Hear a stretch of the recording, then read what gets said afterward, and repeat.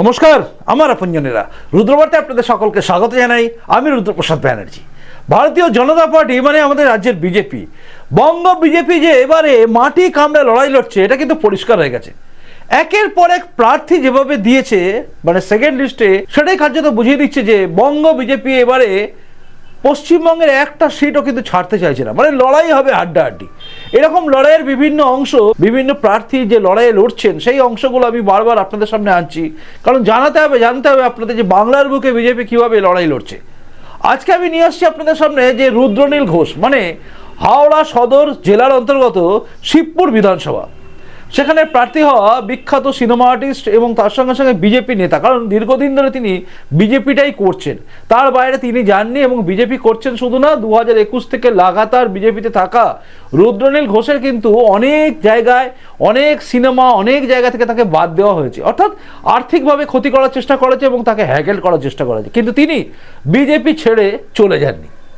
অনেকেই ঝড়ের মতো এসছিল, আবার ঝড়ের মতো বেরিয়ে গেছে, কিন্তু থেকে গেছেন যারা, তার মধ্যে অন্যতম হচ্ছেন এই রুদ্রনীল ঘোষ, যাকে প্রার্থী অন্য সময় করাও হয়নি, তাতেও তিনি আক্ষেপ করেননি, তিনি একইভাবে থেকে গেছেন। মানে যখন ভবানীপুরে বাই ইলেকশন হয়েছিল তখনও ভাবা হয়েছিল তাকে প্রার্থী করা হবে, কিন্তু তিনি তারপরেও থেকে গেছেন। দুঃখ থাক, অভিমান থাক, কিন্তু তিনি দল বদল করেননি এবং একই জায়গায় সিদ্ধান্ত রেখেছেন এবং শির দ্বারা সোজা রেখেছেন। সেই রুদ্রনীল ঘোষ যখন আজকে শিবপুর বিধানসভার অন্তর্গত আজকে রামরাজাতলার শঙ্কর মঠে গেলেন এবং তারপর রাম মন্দিরে গেলেন, সেটা কিন্তু দেখার মতো ছিল। এবং তার সেই শঙ্কর মঠে যাওয়া এবং তারপরে প্রেসের সামনে, অর্থাৎ যে সমস্ত সাংবাদিক বন্ধু ছিল তার সামনে বলা বক্তব্যগুলো দেখার মতো। একবার সামনের দিকে, একবার দাদা সামনের দিকে একবার। হ্যাঁ,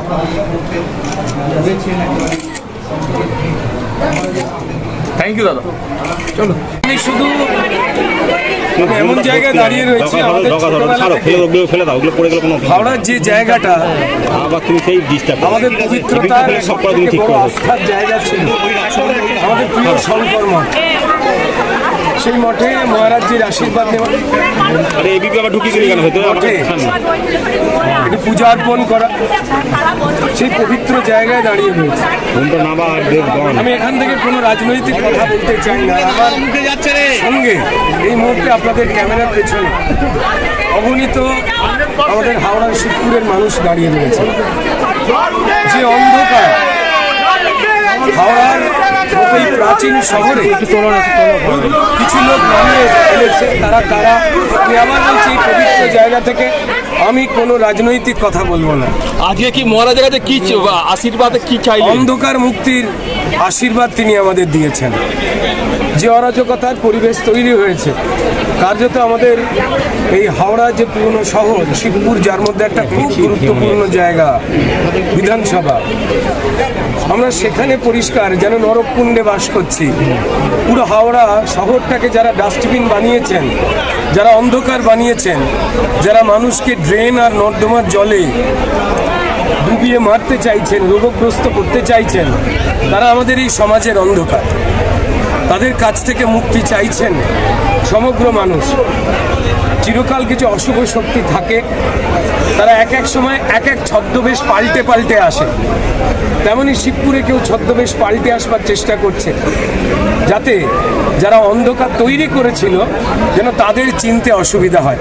কিন্তু আমি নিজে বিশ্বাস করি, এই মাটির সন্তান হয় এই শঙ্কর মঠ, এই পাশেই কেদারনাথ স্কুল, যেখানে আমার পড়াশোনা করা, বড় হওয়া, আমি এখানে যেমন কোনো ভোটার দেখতে পাই না, আমি দেখতে পাই তারা কেউ আমার বন্ধু পুরনো, কেউ দাদা, কেউ মাসি, কেউ পিসি। এখানে কেউ আমাকে অধিকাংশ জনই রুদ্রনীল ঘোষ বলে ডাকেন, তারা আমাকে বাবাই বলে ডাকে। আমার খালি মনে হয় যে যে অসুবিধায় তারা রয়েছেন, সে অসুবিধা আমার আত্মীয়, আমার স্বজন, আমার যারা প্রতিবেশী তাদের। তো সেই অন্ধকার দূর করার যে প্রয়াস, যে ইচ্ছা, তা সবার মনে রয়েছে। ঈশ্বর বলেন যে অন্ধকার দূর করো, আলো আনবার জন্য লড়াই করো। 2024 সেই আলো আনবার জন্য লড়াই করা।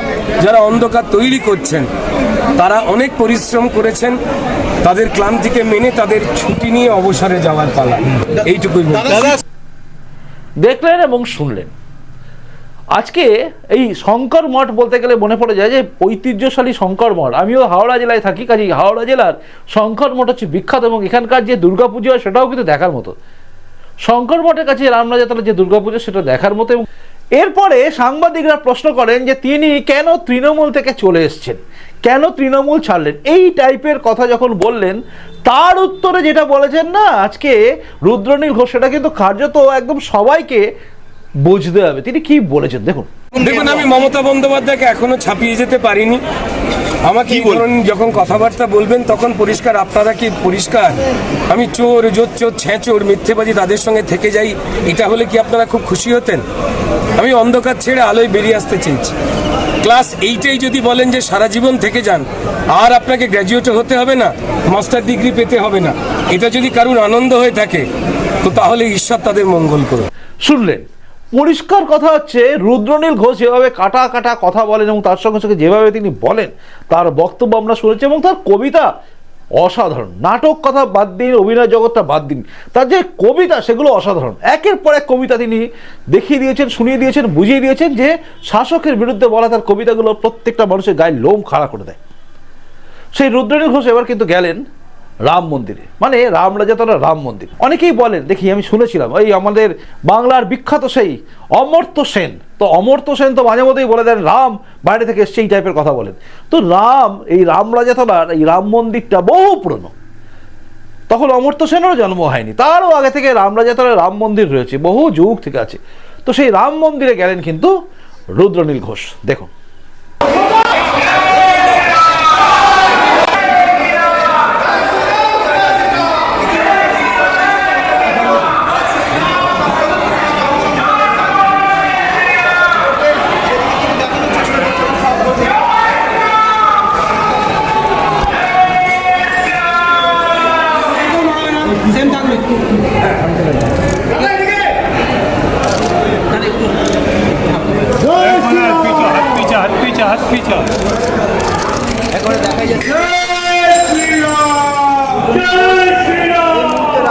রাম মন্দিরে এসে পুজো দিচ্ছেন এবং তার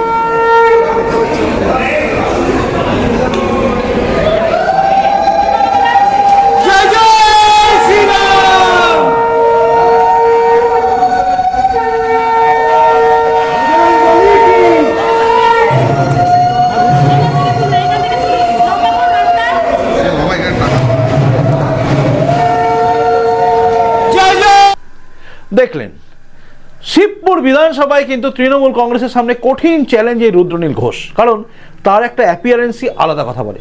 এবং তিনি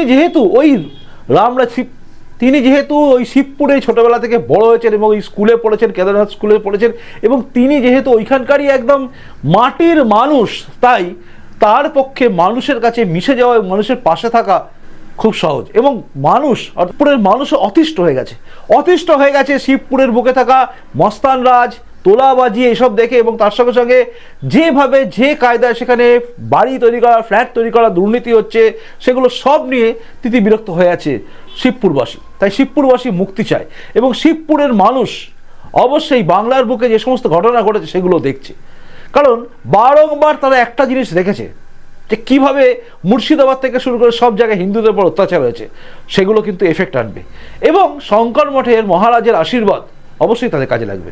যাই হোক, আজকে রুদ্রনীল ঘোষের এই অভিযান আপনাদের কেমন লাগলো জানাবেন কিন্তু। আর এইভাবে যদি আমি পরপর দিতে থাকি আপনাদের কেমন লাগবে জানাবেন, আপনারা কি চান জানাবেন কিন্তু। আপনাদের প্রত্যেকের কমেন্টসের অপেক্ষায় আমি রইলাম, এবং আপনারা কি ভাবছেন, পরিবর্তন হচ্ছে তো জানাবেন কিন্তু।